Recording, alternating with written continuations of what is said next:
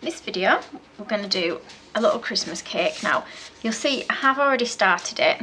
It's not very neat on the top at the moment, but I do have another video where I do this on the cake, so rather than filming it again, I thought you could have a look at the other video. I'll also give you some other ideas as well for decorating your Christmas cakes, and you just want to get to this point where you've put a colour around your cake. Now for this one we're going to make like a wall, so it could become a chimney or a different scene, and we're going to put snow on the top.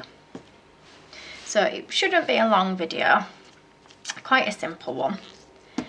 And I've used a dark brown or on the side of my fruitcake after marzipaning it. Now I'm going to use a lighter brown. I've tried to mix it with a bit of red. As you can see, I completely dyed my hands.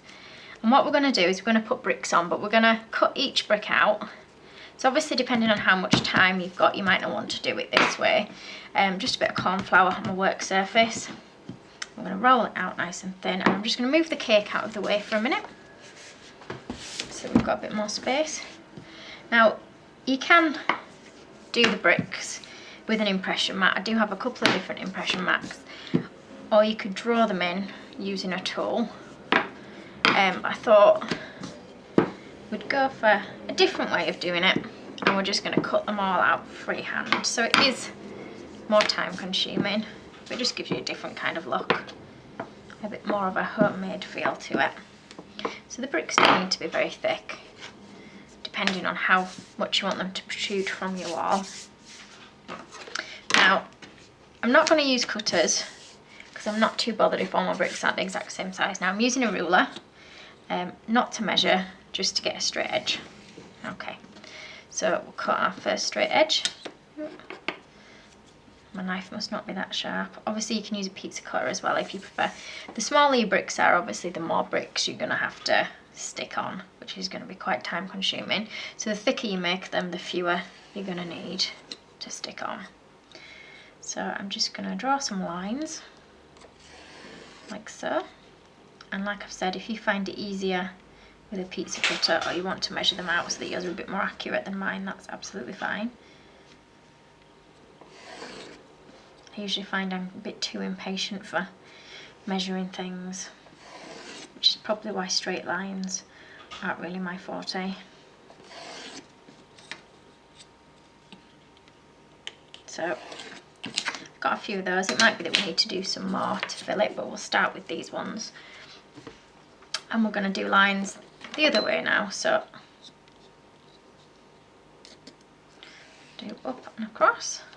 You do have to be careful because sometimes your bricks will pull up a little bit when you're cutting. That's because I'm using a knife. You'll probably find if you use a pizza cutter, it doesn't do that as much as what it does with a knife. So you want your bricks to be longer than they are wide, so do them about this length, I reckon. Oops. Don't worry if they get stuck to your knife a little bit, it's fine. When we pick them up and put them on, we can reshape them a little bit. So again,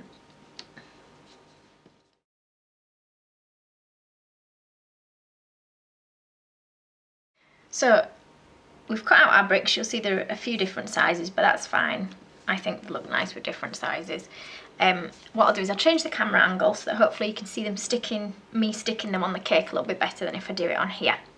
Okay, so I've moved it to this angle. You can see my cake isn't quite straight now. I've put it from this angle on the top. It has got a slight slant, but we'll try and hide that a bit when we put the top snow layer on. So taking one of my little bricks, I'm just going to put some water on the back of that. And what I'm going to do is start in the centre at the bottom of my cake so that I've got a straight edge to follow it along. Start in the middle and I'm going to work out either side. And I'm hoping I don't block the camera when I put this on. You can actually see what I'm doing.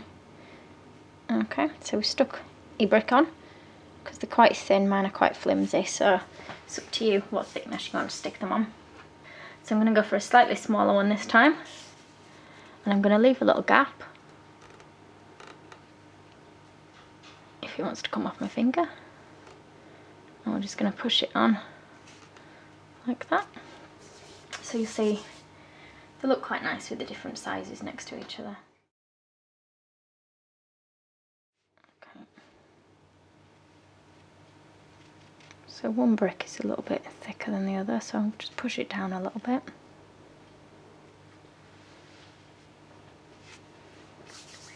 I'm going to do that all the way around. And when you've done it all the way around, which I'll show you the next bit before I've done that bit, you're going to take your bricks again and we're going to start on the next layer up, and you're going to overlap them, leaving a small gap to put your brick in the middle, like that. And I don't know if my voice gets really loud when I put my head close to the camera, so I do apologise. I need to get myself a cameraman, I think, that can do the filming for me.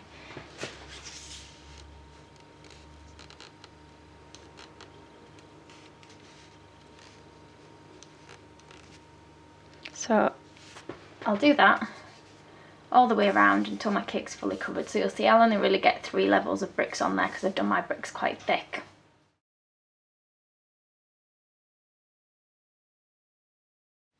So you'll see I've now added the brickwork, and maybe looking at it now could have done it a little bit smaller, but you guys can learn from my mistakes as well and see what you think about size wise with what you think looks best. Obviously you can spend a bit more time on it than I have done, but it's starting to get a bit dark outside now, and I don't know if you guys can see the camera as well when it gets dark, so I'm just rushing to get it done for you. So we'll move on to the top bit. So I've just needed some white fondant, and it's just normal fondant again. So I'm just going to dust my work surface. And I did forget to say, I know quite a few people ask where I get my various tools from, so what I'll do is I'll try and put links in the little description box for you so that you can have a look through and see if there's anything that you don't have that you're not sure where to find, and I'll try and put that in there for you. So I'm just rolling this out, not as thin as what we did for the bricks. Ooh.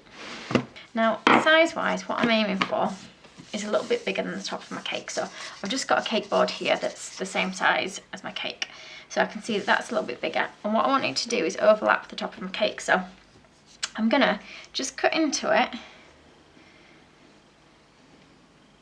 creating curves which will be the snow that falls down over the edges of my cake. And obviously it depends how much you want it to drop over the edge. If you want it to come quite far over the edge, leave bigger ones. If you want it to only just curl over the edge, make sure you don't leave a right lot of space. So I'm just going to smooth down my edges just a little bit, as they're quite sharp looking at the moment with me having just cut them. So I'm just going to push them down. I find it easier to do it on the board than when I've got it on the cake, as I tend to put my finger in the icing on the cake and leave a big fingerprint. Okay. What I'm going to do now is just turn it over. So taking a pastry brush and a little bit of water, we're just going to spread that on the underside. And then we'll move this to one side and then bring in the cake over. I'm just going to place it on top of the cake, making sure that the top bit is fully covered. And then I'm just going to smooth it down. I'm only using my hand for this. If you want to use a proper smoother, you can do. But because I want it to look quite snow-like, I'm not too worried about it being really flat. And then I'm going to start to press around the edges to push my snow down. Just make sure your bricks are underneath the snow and that you don't push any bricks off. So pushing it down. It might be that when you've done this you prefer one side of it to the other, where you've got more or less snow out.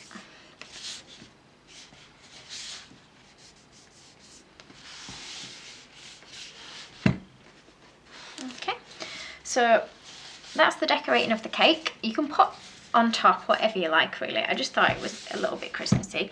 I do have another video where I do a little bit of a backdrop with a scene on for a Christmas cake. So, and we use this cake as the base for it. So please do go over and have a look at my other video, and I'll put a link at the end of this one onto it for you. Thanks for watching. If you liked this video and would like to see more, please click on the images of the other videos suggested. Also, please do subscribe to my channel using the button at the bottom right hand corner of the screen. You can also visit my cake website and my Facebook page to see more cakes and ideas.